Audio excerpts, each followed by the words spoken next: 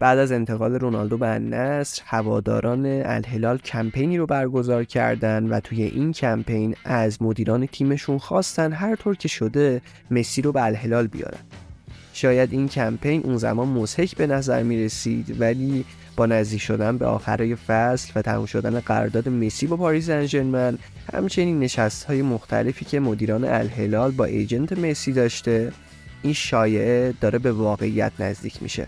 توی این ویدیو قراره به بررسی جوانب مختلف این انتقال بپردازیم. روزنامه مارکا مدعی شد که سران دولت عربستان خوشبین هستند که لیونل مسی راهی الهلال میشه. در شرایطی که هنوز وضعیت لیونل مسی برای فصل بعد نامشخصه، روزنامه مارکا مدعی شده که مدیران ورزشی و سیاسی عربستان به جذب فوق ستاره آرژانتینی امیدوارند و گذر زمان هم روز به روز این امیدها رو به حضور کاپیتان آرژانتین در خاورمیانه افزایش داده. در گزارش مارکا اومده تقویم رو به جلو پیش میره و خوشبینی هم افزایش پیدا میکنه. عربستانی‌ها متقاعد شدن که لیونل مسی قراره که در چند روز آینده و به محض پایان فصل در فرانسه بازیکن الهلال بشه. این پیشنهاد از هفته‌های اول ژانویه روی میز بوده و با توجه به پاسخ مثبت بازیکن آرژانتینی، امیدواری رهبران سیاسی و ورزشی این کشور عربی افزایش یافته.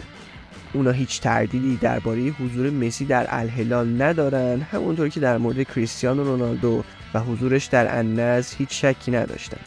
دولت عربستان میخواست دوئل مسی رونالدو رو تکرار کنه و طبق اخباری که از ریاض منتشر شده این آرزو بسیار نزدیک به واقعیت به نظر میرسه.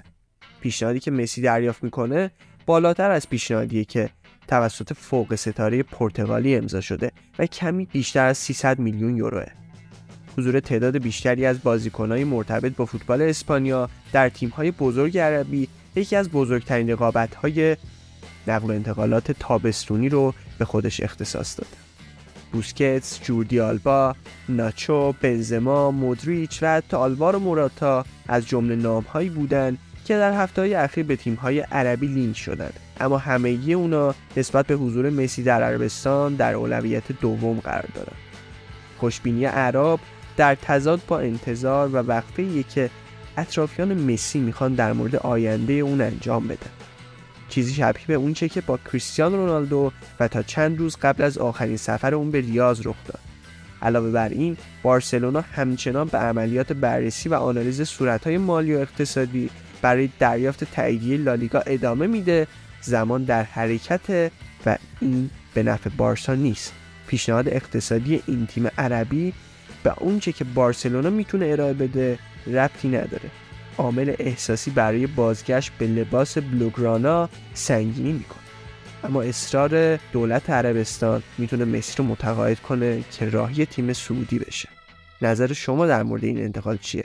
به نظرتون مسی بالاخره بازیکن الهلال میشه یا به خونه خودش بارسلونا برمیگرده؟